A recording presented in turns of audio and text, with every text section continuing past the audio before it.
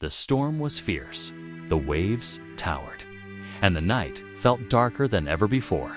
But suddenly, a figure appeared on the water, not sinking, not drowning. Walking, the disciples thought it was a ghost until a familiar voice broke through the wind. "Take courage. It is I. Do not be afraid." And in that terrifying, impossible moment, one man dared to believe what no one else dared to try. Welcome to Quote in Scripture, Scripture that inspires, quotes that uplift. Today, we'll reflect on the unforgettable moment when Peter stepped out of the boat and walked on water toward Jesus, a powerful reminder that faith grows strongest in the middle of the storm. It happened in the fourth watch of the night, between 3 and 6 a.m., the darkest, coldest hours before dawn. The disciples were on the Sea of Galilee, exhausted from rowing, battling a violent storm that pushed against them with relentless force. The wind howled. The waves crashed over the sides.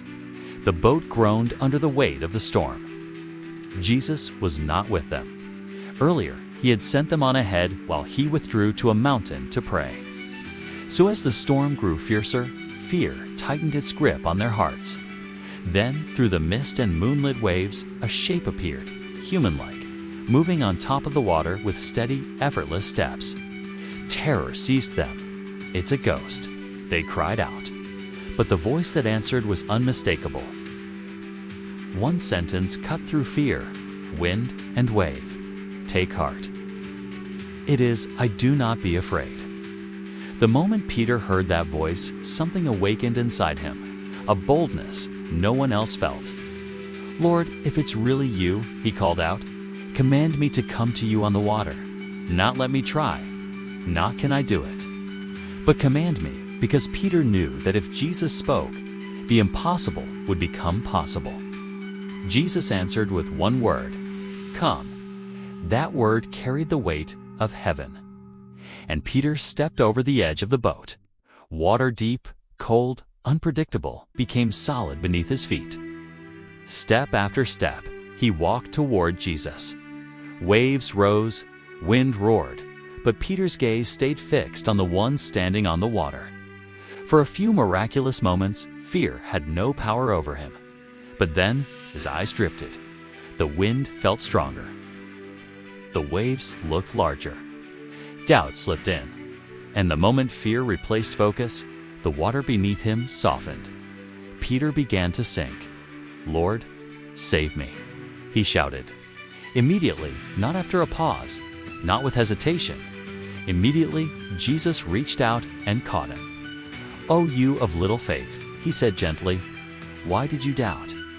When they stepped back into the boat, the storm stopped. The wind died. The water calmed. And the disciples, overwhelmed by what they had seen, worshipped him truly. "You are the Son of God." This story reminds us that faith is not proven in calm seas, but in crashing waves.